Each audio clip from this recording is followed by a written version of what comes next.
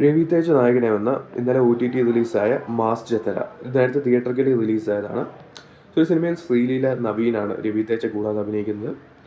So ഈ ഒരു തെലുങ്കിൽ നോക്കുകയാണെങ്കിൽ ഒരു റീജിയണൽ ഫാൻ ബേസുള്ള കുറേ ആക്ടേഴ്സ് ഉണ്ട്. വളരെയധികം സ്റ്റാർഡമുള്ള ഇപ്പം പവൻ കല്യാൺ, ചിരഞ്ജീവി, മഹേഷ് ബാബു, രവി തേജ അങ്ങനെയുള്ള ആക്ടേഴ്സ്. അവരുടെ ചില മൂവീസിൽ ഫോളോ ചെയ്യുന്ന ഒരു കൈൻഡ് ഓഫ് ടെംപ്ലേറ്റ് ഉണ്ട്. അതായത് ഇപ്പം റൊമാൻസ്, ക്രിഞ്ചി സീൻസ് അതൊക്കെ നിർബന്ധമാണ് അവരുടെ മൂവീസിൽ. സോ ഈവൻ ഈ ഒരു ബ്ലോക്ക് ബസ്റ്ററായ ധമാക്ക നോക്കുകയാണെങ്കിൽ തന്നെ ധമാക്കയിലും അങ്ങനെ ഒരു ഫോർമാറ്റ് തന്നെയാണ് ഫോളോ ചെയ്തിരിക്കുന്നത്. ഓഡിയൻസിൻ്റെ ടേസ്റ്റിനനുസരിച്ചായിരിക്കും ചിലപ്പോൾ അങ്ങനെ സെറ്റ് ചെയ്തത്. പക്ഷേ ഇപ്രാവശ്യം ധമാക്ക പോലൊരു ബ്ലോക്ക് ബസ്റ്റർ അല്ല രവി തേജ ശ്രീലീല കോംബോ ആയിരിക്കുന്നത്. മറിച്ച് ഒരു ഡിസാസ്റ്റർ റിവ്യൂസ് വന്ന മൂവിയായിരുന്നു മാസ് ജത്തര. മാസ് ജത്തര വർക്കൗട്ട് ആവാത്തതിനും മെയിൻ കാരണം ഈ ഒരു രവി തേജ ശ്രീലീല കോംബോയാണ്.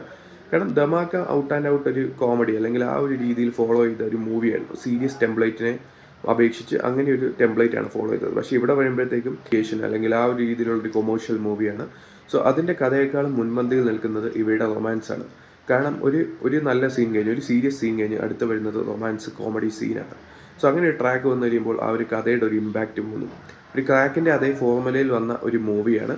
സോ ചെറിയ മാറ്റങ്ങളുണ്ടെന്നുള്ളൂ. സോ അങ്ങനെ ആ ഒരു ഫോർമുല ഉണ്ടായിട്ടും വർക്കൗട്ട് ആവാതെ പോകുന്നത് ആ ഒരു ഇമോഷൻസും കണക്ഷൻസും ഓഡിയൻസിന് എത്തിച്ചേരാത്തതുകൊണ്ടാണ്. സോ അതിൻ്റെ മെയിൻ റീസൺ ഇതുപോലുള്ള ക്രിഞ്ചി സീൻസ് വന്നതുകൊണ്ടാണ്. സോ കാര്യമായിട്ടുള്ള പോസിറ്റീവ് ഒന്നും സിനിമയിലില്ല. എല്ലാവരുടെയും പെർഫോമൻസ് എടുത്ത് നോക്കുകയാണെങ്കിലും ഈ രവി തേജയുടെ പെർഫോമൻസും രാജേന്ദ്ര പ്രസാദിൻ്റെ പെർഫോമൻസും ഓക്കെയാണ്. രവി തേജയുടെ പെർഫോമൻസ് ഒക്കെ ക്രിഞ്ച് ആവുന്നത് ഈ ഒരു റൊമാൻറ്റിക് സീൻസ് വരുമ്പോഴാണ്. സോ അതിൻ്റെ കൂടെ തന്നെ ഈ ഒരു ശ്രീലീലയുടെ പെർഫോമൻസ് എടുത്തു പറയാനൊന്നും തോന്നിയില്ല. കാര്യമായിട്ടുള്ള പെർഫോമൻസ് ഒന്നുമില്ല. സോ ഉള്ള സീക്വൻസസ് ഒന്നും തന്നെ വർക്കൗട്ട് ആയിട്ടില്ല.